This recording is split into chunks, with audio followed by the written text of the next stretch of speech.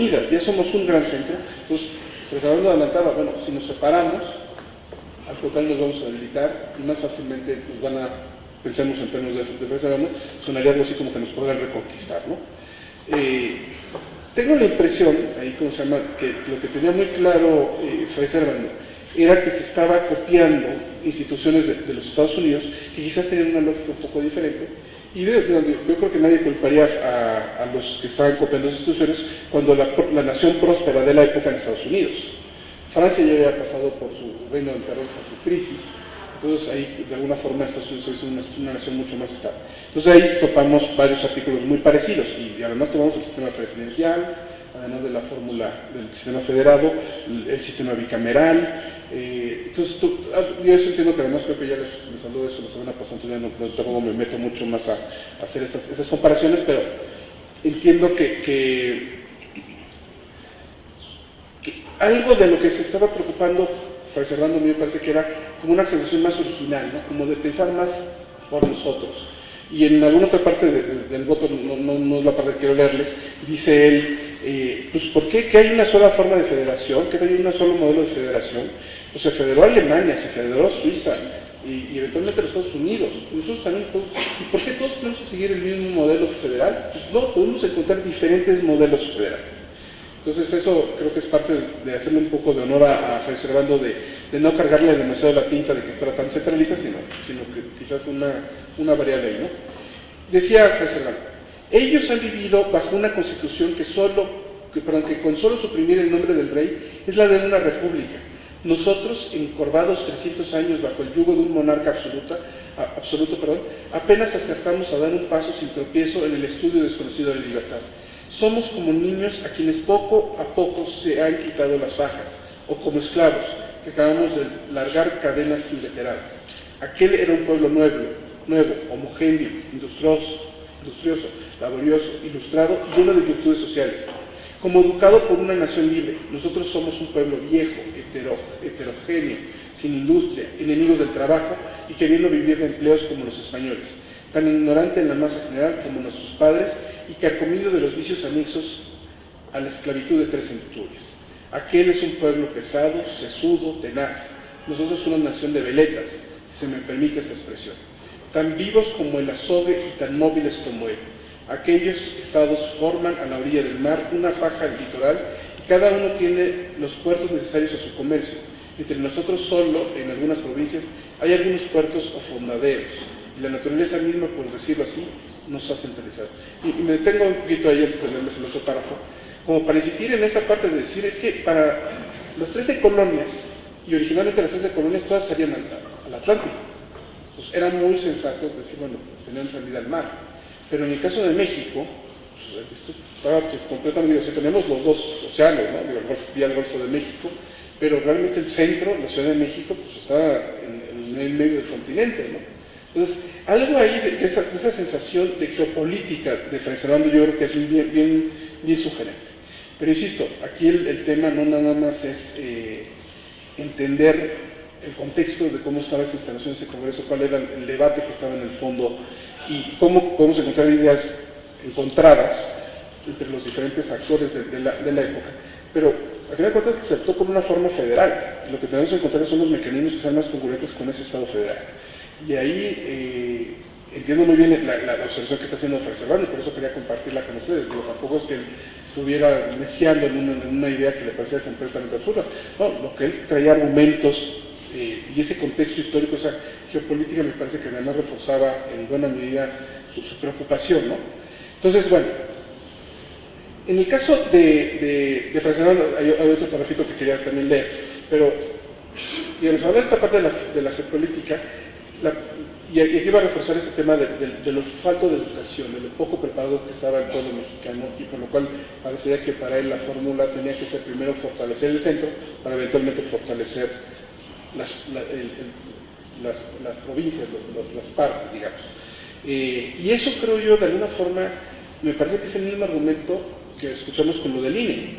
Los consejeros electorales de los estados, los magistrados de los tribunales estatales, son fácilmente cooptables por los gobernadores, no son muy preparados, o sea, un poco ese discurso, insisto, si estamos pensando que todo se tenga que fortalecer desde el centro, pues nunca vamos a fortalecer las entidades federativas. Entonces yo creo que ahí es donde la decisión histórica de que tenemos que fortalecer las entidades federativas sigue teniendo esa vigencia. Leo el otro parrafito. Empieza además relacionando con esta habilidad que tiene poética de decir cosas, ¿no? Yo no sé adular ni temo ofender, porque la culpa no es nuestra sino de los españoles. Pero es cierto que en las más de las provincias apenas hay unos hombres aptos para enviar al Congreso General y quieren tenerlos para congresos provinciales, poderes ejecutivos y judiciales, ayuntamientos, etcétera, etcétera. No alcanzan las provincias a pagar sus diputados al Congreso Central y quieren echarse a cuestas todo el tren del peso enorme de los empleados de una soberanía. Entonces, pero ojo con este argumento que siempre me ha parecido muy tramposo, ¿no? No estamos listos, pues con esa lógica nunca vamos a estar listos. Y esa es la decisión que se tomó en el 24. Vamos a tener que estar listos, tenemos que fortalecer las entidades, tenemos que fortalecer las partes. No sé, estoy consciente que quizás no lo hemos logrado todavía, ¿no? Tan no lo hemos logrado que el debate de línea reciente refuerza que no se ha logrado. Entonces, eso me parece que es muy cierto, pero no deja de ser, o sea, yo, esta parte de la Constitución, tanto como diciéndonos dónde está la realidad, sino también dónde está nuestra expresión de qué es lo que queríamos llegar a ser. Habría que decir que ante relación a estos dos discursos, porque estos ya son los que van contestando, el de Becerra y el de Fray Serrano, pues ya vienen reaccionando a lo que ya estaba como muy amarrado, ya lo que venía.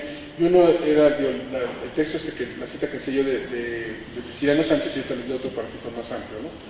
El discurso de Prisciliano Sánchez lo pronunció el 28 de julio de 1823 y había aparecido el Pacto Federal en el Anáhuac de Sánchez, ¿no? Y él ya había adelantado de alguna forma la objeción a lo que a Fray Servando le estaba preocupando, que digamos yo ya les di mi versión actualizada en 2014, ¿no?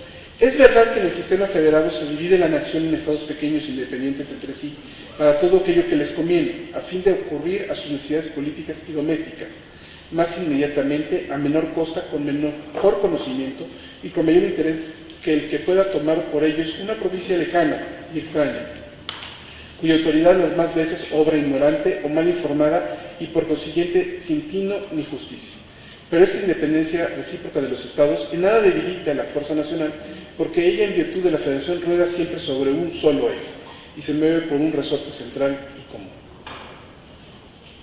Insisto con esta, tengo aquí un ratito con la cita de Prisciliano Sánchez.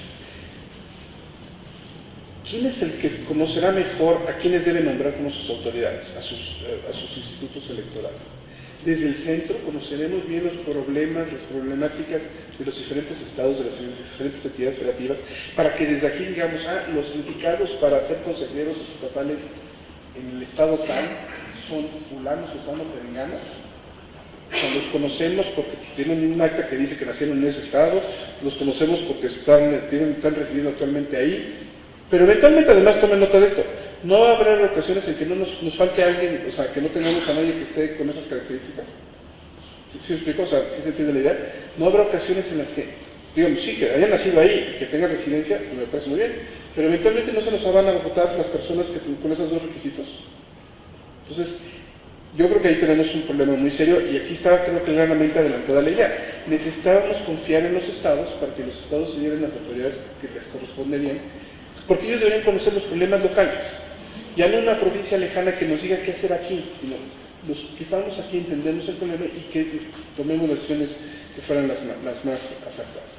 Insisto con lo otro que ya adelantaba de cómo aquí curiosamente parece que les voltea la tortilla, el argumento le voltea la tortilla, ¿no? O sea, ustedes acusan, reservando, ¿no?, que los ignorantes van a estar en los estados. Aquí en el centro van a llegar los mejores, aquí en el centro vamos a poder tomar decisiones informadas. Y justamente lo que dice Prisciliano al revés, ¿no? Cómo esas provincias lejanas van a obrar de manera ignorante, de manera mal informada y sin tino ni justicia. Pero bueno, y refuerzo la otra idea que decía yo que me interesa mucho de este intercambio, que la independencia de los estados no tiene por qué debilitar a la federación. Insisto, al contrario, si yo tengo estados fuertes, mi federación es más fuerte. Si al contrario debilito a los estados, mi federación no por eso se vuelve más fuerte. ¿Sí se ve? Se podrá pensar que centralizo más el poder, lo que ustedes quieran, pero no necesariamente hago más fuerte al Estado. Y eso es lo que me parece que ha sido el tema en el que estamos 200 años y todavía no hemos logrado, bueno, casi 200 años y no hemos logrado todavía aterrizar. Ya casi para cerrar un poco con esto y regresar a mis preocupaciones originales. La disputa, creo yo, fue cerrada en un primer momento al decretarse el acta constitutiva de la Federación el 31 de enero de 1924, cuyo artículo 5 dispuso: la nación adopta para su gobierno la forma de república representativa popular federal. Y fue refrendada en tal calidad en el título mismo de la Constitución Federal de los Estados Unidos Mexicanos. Esta es la del 57.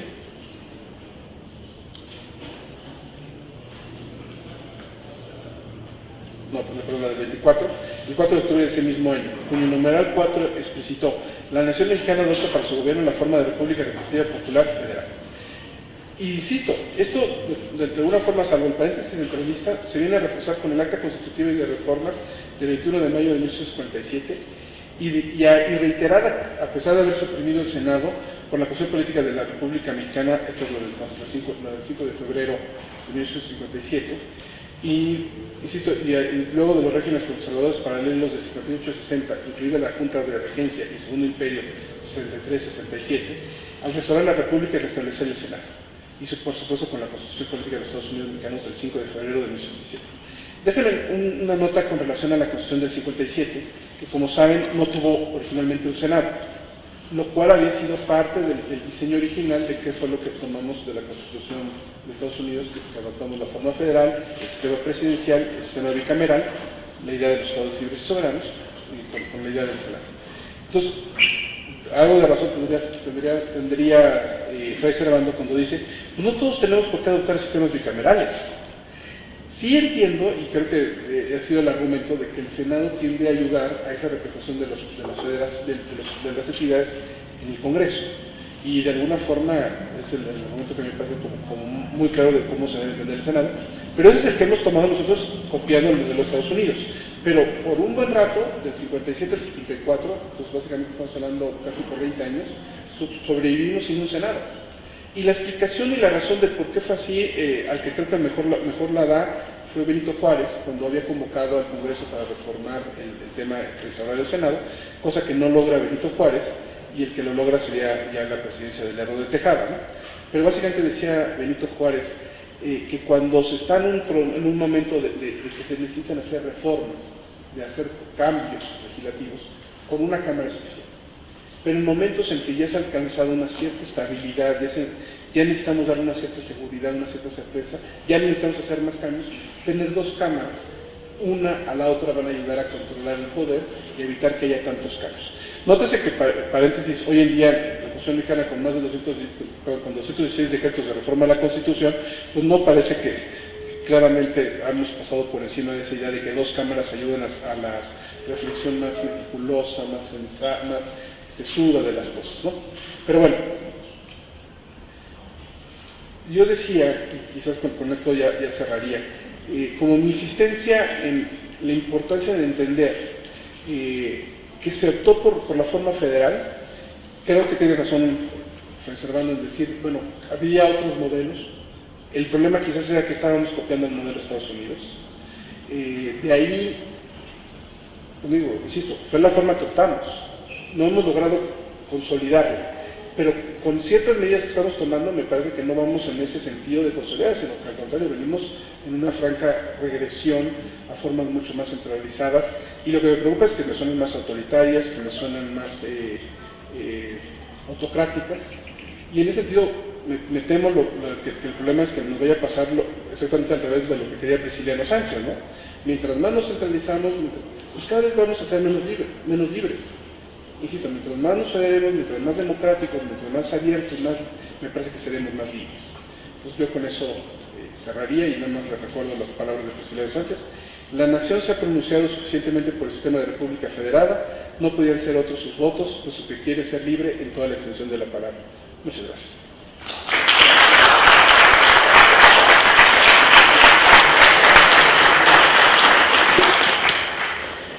Muchísimas gracias, doctor. Una extraordinaria exposición que nos acaba de dar, y bueno, el público tiene algunas preguntas, si fuera usted tan gentil.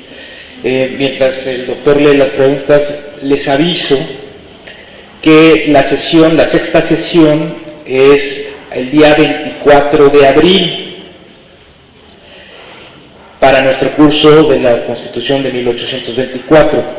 Para aquellos que están también en el curso de 1814, les comento que la sexta sesión es el día 22 de abril.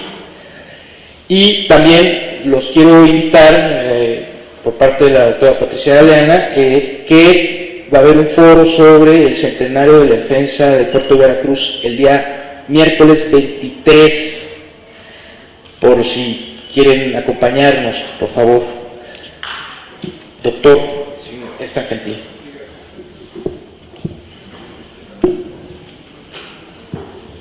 Bueno, tengo por punto dos preguntas, pero creo que llegan a otro paso.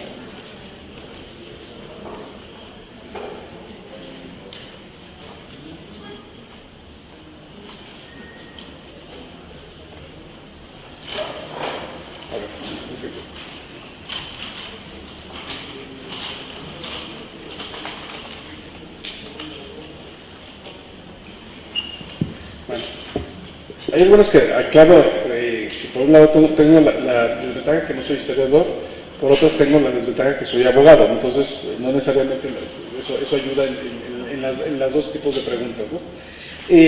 Una de ellas, José Alfredo Cid Entrado. Entonces, para comprender los conceptos de federalismo y centralismo hoy en día, ¿cuáles son los propósitos de la CONAGO? ¿Acaso es un intento por fortalecer el federalismo desde afuera? Pues, digamos, yo no sé si decir que desde afuera.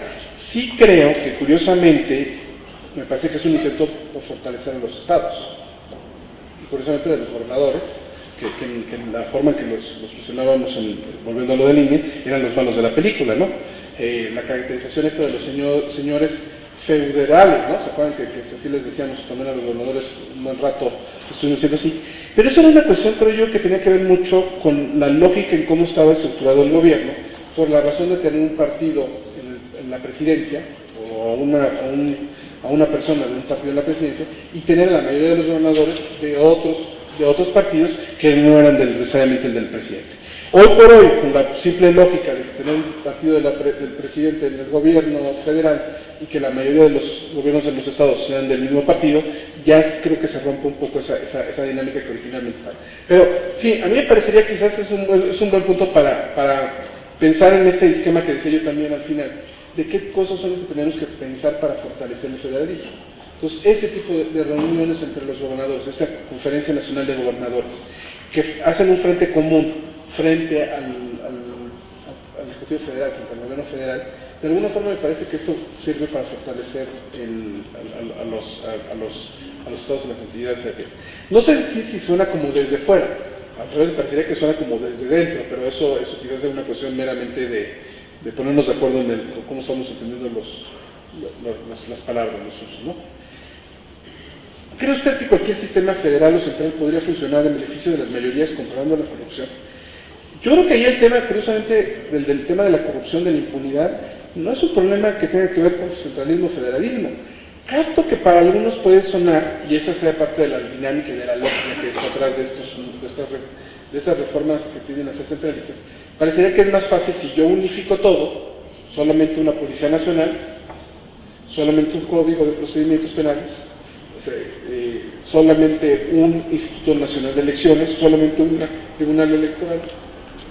Parece que esa es la lógica de que poderes centrales unitarios tienden, insisto, a concentrar más el poder y en consecuencia podrían ser más aptos para combatir ciertas cosas o,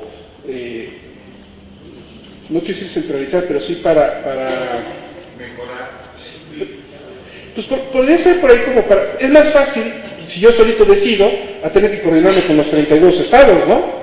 Entonces, o sea, pero eso no necesariamente creo que sea mejorar, ¿no? O sea, no, digo, entiendo que... Y ahí la palabra que creo que está buscando era la de coordinar. Hoy en día, digamos, un paréntesis, me tocó, yo estoy haciendo un sabático en Estados Unidos, y me tocó ver allá al que es secretario de Gobernación, y en esos primeros mensajes que le estaban dando al gobierno de Estados Unidos, donde les decían, antes, con el gobierno de Calderón y con los panistas, el tema de seguridad, drogas, etcétera, se veía en varias oficinas. Tenían enlaces en PGR, tenían enlaces en Marina, tenían enlaces en Gobernación. Entonces, el mismo tema se trataba en varias oficinas. Y lo que dijo el gobierno, ya no vamos a hacer eso, vamos a hacer una ventanilla única. Todo lo que tengan que tratar con ese tema, lo tienen que tratar con el secretario de Gobernación. Lo cual a ella les pareció de entrada una cosa problemática, pero dentro de todo resolvió el problema de falta de coordinación, ¿no? Digo, no sé si ustedes coinciden conmigo, pero la metáfora era que el gobierno de Calderón era un Montessori, ¿no? Cada quien hacía lo que se le daba la gana, ¿no? Entonces, ¿hacía falta de coordinación? Creo que sí. Entonces, sí, no es fácil, nótese, evitar tener que coordinarnos si todos lo centralizamos, pero justamente el reto es coordinarnos mejor. Entonces, el ejemplo que ponemos en la economía me parece que era un bueno, pero el tema de corrupción, el tema es que estemos mejor coordinados, que los diferentes niveles, tanto federal como estatal, pues estemos coordinados. Ahí, insisto, en ese nivel me parece que el tema del registro público, de la nacionalidad del registro público, me parece que ayuda para coordinarnos mejor. Capto que algunos de los personajes se lo hace centralizando, sí, pero la información está en todos lados y necesitamos coordinarnos mejor para poderlo trabajar. Bastaba con convenios y que cada quien metiera su parte de la información a una misma base de datos, y pues la experiencia que tenemos después de estar actualizando registros públicos no nos había resuelto el problema, ¿no? Entonces, creo que por ahí va. Y ahí es donde quisiera yo regresar a la idea de por qué entiendo que el federalismo, más que como una forma de Estado o más que una forma de gobierno, es una forma de organización, una forma de distribución de competencias, y en ese sentido, una forma de organizarnos. Sí, centralizamos, pues es más fácil organizarme yo solito, solamente, no, soy una sola pieza, ¿no? Yo y Imer Flores, que tengo dos manos, a veces mi mano derecha le tiene que decir a mi mano izquierda que se esté quieta, ¿no? O viceversa, ¿no? Ya necesito coordinar mis dos manos, ¿no? Porque si no, imagínense, estoy tirando todo lo que está en la mesa. Pero imagínense si estoy usando una sola pieza, pues no corren esos riesgos. Ahora multiplíquenlo, ¿no? O sea, no nada más por una persona, sino por muchos órganos. Entonces, tengo que pensar que eso es parte de lo que a algunos inspira esa idea de centralizar, que parece que en principio les ayudaría a combatir corrupción, etc. No sé si necesariamente sea el nivel correcto de enfocar el problema. Creo que el problema de la corrupción o de la impunidad es otro. Es un tema de aplicar leyes, de aplicarlas a nivel local o a nivel estatal, o federal, perdón, dependiendo de la competencia que tengamos. Leyes en materia federal, pues que lo apliquen las autoridades federales; leyes en materia local, pues que lo apliquen las autoridades locales. Entonces no creo que sea un problema necesariamente que tenga que ser de si el centralismo lo va a resolver o no va a resolver el tema de la corrupción, ¿sabes? Pero eso fue un comentario de Lidia Robles. Aquí yo no me acuerdo bien cómo viene esta parte, porque no es la que estaba trabajando del tema de la Constitución 24, pero dice, desde el punto de vista jurídico, ¿por qué no se regularon derechos fundamentales en 1824? Por tratarse de una federación, en su caso, ¿por qué sí se regularon la libertad de imprenta y la propiedad? Yo ahí creo que son más bien estas cuestiones que venían, de alguna forma, entiendo que ya con José habían hecho esta referencia a los elementos de Rayón, a la cuestión de Apacigán. Entonces, había una base de derechos que estaban más o menos regulados, ¿no? O protegidos. Y ciertamente, creo que dos que eran claves eran el de libertad de imprenta, por un lado, que era la forma de divulgar las ideas, y la idea, no sé, un tanto revolucionaria, independentista, la forma de la libertad de pensamiento, etcétera, etcétera. Pero sí, ciertamente se protegió el tema de la propiedad, que era un tema pues, también muy claro y muy contundente, que no iban a avanzar si no iban a proteger la propiedad. Entonces, eso creo que son claros, pero no tengo muchos elementos para referirme a esta parte de la pregunta. Y tampoco tengo muy claro el tema que dice que si el Distrito Federal se formó durante el mandato de Guadalupe Victoria. Y yo lo que quisiera, quizás aquí aprovechando el tema del Distrito Federal y ligándolo al tema de federalismo, ¿se acuerdan ustedes que sí, el Distrito Federal se entendió por mucho tiempo como un departamento administrativo, como la sede de los poderes federales, etcétera, etcétera? Con el tiempo, el Distrito Federal ha ido ganando un estatus, creo yo, diferente a ese. No es ya un mero departamento administrativo, sigue siendo la sede de los poderes federales, pero hoy por hoy tenemos, además de un Tribunal Superior de Justicia que hemos tenido por mucho tiempo, y les cuento que el Tribunal Superior de Justicia del Distrito Federal es el más grande de América Latina, digamos, pensando como en tribunales superiores de justicia, digamos, locales, ese es el más grande. No creo que les caiga muy de sorpresa, pero sí quisiera como recordarles eso. Tenemos hoy por hoy una asamblea legislativa. ¿Se acuerdan ustedes que pasó por un periodo de ser mera asamblea de representantes, sin la facultad de hacer leyes, pero sí como una, por lo menos, de representación, de discusión de los problemas? Pero ya hoy por hoy es una asamblea legislativa.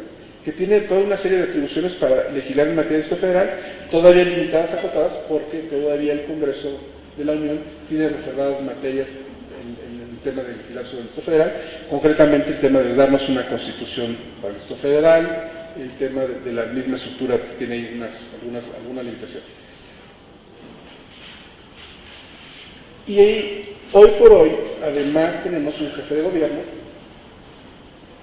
que es, creo yo, bastante parecido o equivalente a los gobernadores de los estados. Breve nota, las delegaciones, hoy por hoy los delegados ya son electos. No es que sea como los municipios donde todo el miembro del cabildo, todo el miembro del ayuntamiento son electos, pero por lo menos la cabeza ya es electa.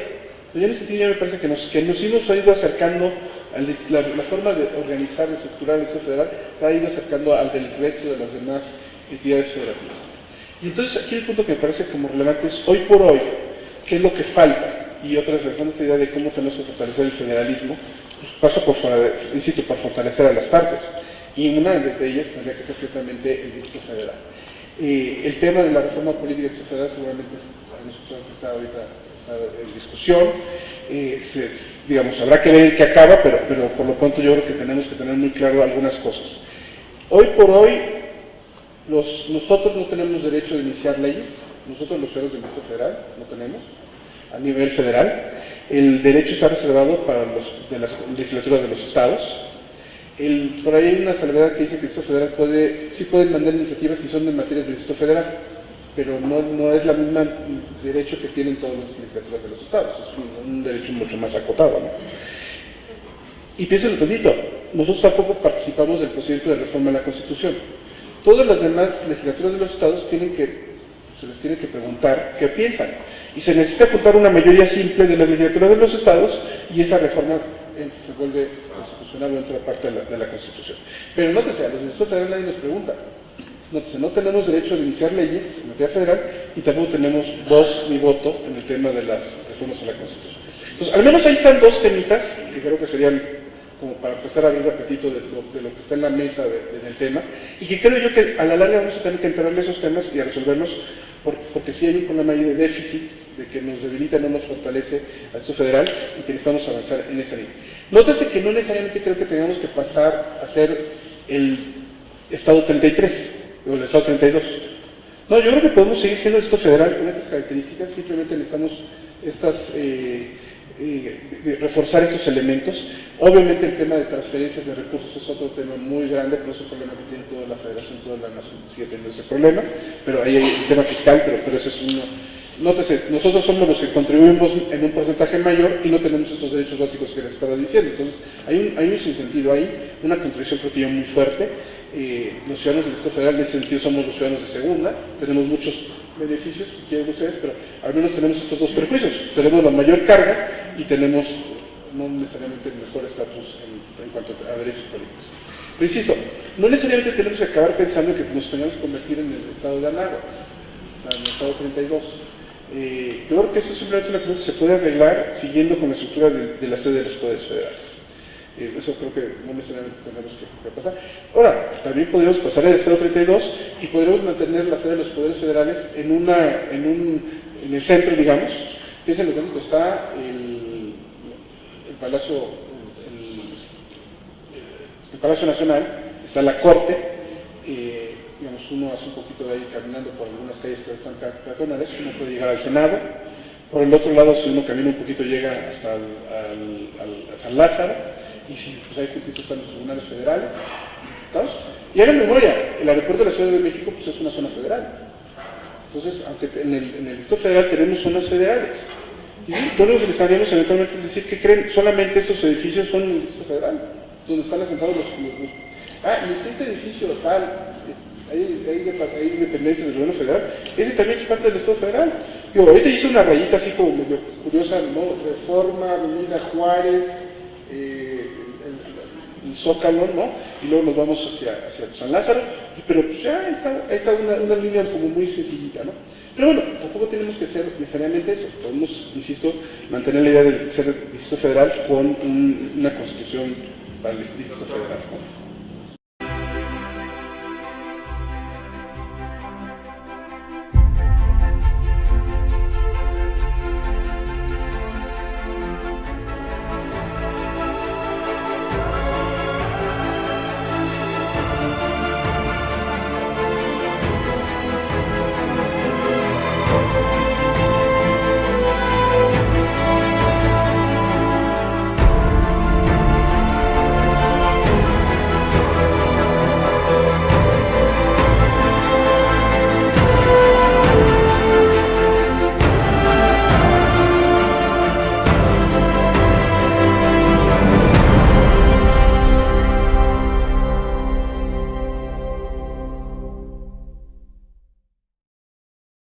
más por nosotros.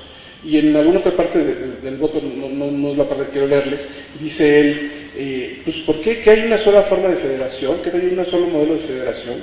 Pues se federó Alemania, se federó Suiza y eventualmente los Estados Unidos. Nosotros también podemos, ¿y por qué todos tenemos que seguir el mismo modelo federal? Pues no, podemos encontrar diferentes modelos federales. Entonces eso creo que es parte de hacerle un poco de honor a Fray Servando, de no cargarle demasiado la tinta de que fuera tan centralista, sino que quizás una variable ahí, ¿no? Decía Fray Servando, ellos han vivido bajo una constitución que con solo suprimir el nombre del rey es la de una república. Nosotros, encorvados 300 años bajo el yugo de un monarca absoluto, apenas acertamos a dar un paso sin tropiezo en el estudio desconocido de la libertad. Somos como niños a quienes poco a poco se han quitado las fajas, o como esclavos a reconquistar, ¿no? Tengo la impresión, ahí cómo se llama, que lo que tenía muy claro Fray Servando era que se estaba copiando instituciones de los Estados Unidos que quizás tenían una lógica un poco diferente, y yo creo que nadie culparía a los que estaban copiando esas instituciones cuando la nación próspera de la época en Estados Unidos. Francia ya había pasado por su reino del terror, por su crisis. Entonces ahí de alguna forma Estados Unidos es una nación mucho más estable. Entonces ahí topamos varios artículos muy parecidos y además tomamos el sistema presidencial, además de la fórmula del sistema federado, el sistema bicameral. Entonces yo eso entiendo que además creo que ya les habló de eso la semana pasada, entonces ya tampoco me meto mucho más a hacer esas comparaciones, pero entiendo que algo de lo que se estaba preocupando Fray Servando, a mí me parece que era como una accesión más original, ¿no? Como para insistir en esta parte de decir, es que para las 13 colonias, y originalmente las 13 colonias todas salían al Atlántico, pues era muy sensato decir, bueno, tenían salida al mar, pero en el caso de México, pues, esto estaba completamente, o sea, tenemos los dos océanos, ¿no? El Golfo de México, pero realmente el centro, la Ciudad de México, pues está en el medio del continente, ¿no? Entonces, algo ahí de esa sensación de geopolítica de Fray Servando yo creo que es bien sugerente. Pero insisto, aquí el tema no nada más es entender el contexto de cómo estaba esa instalación, ese congreso, cuál era el debate que estaba en el fondo y cómo podemos encontrar ideas encontradas entre los diferentes actores de la época. Pero al final de cuentas se optó por una forma federal. Lo que tenemos que encontrar son los mecanismos que sean más congruentes con ese Estado federal. Y ahí entiendo muy bien la observación que está.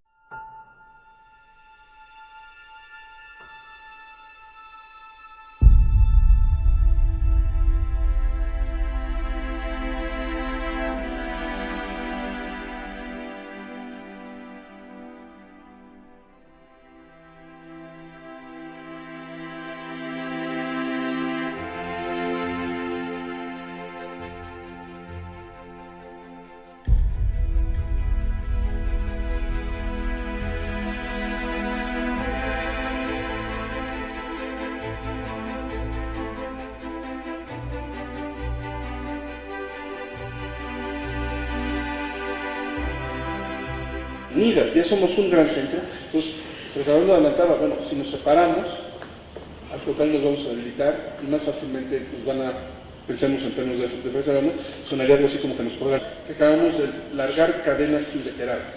Aquel era un pueblo nuevo, homogéneo, industrioso, laborioso, ilustrado y lleno de virtudes sociales.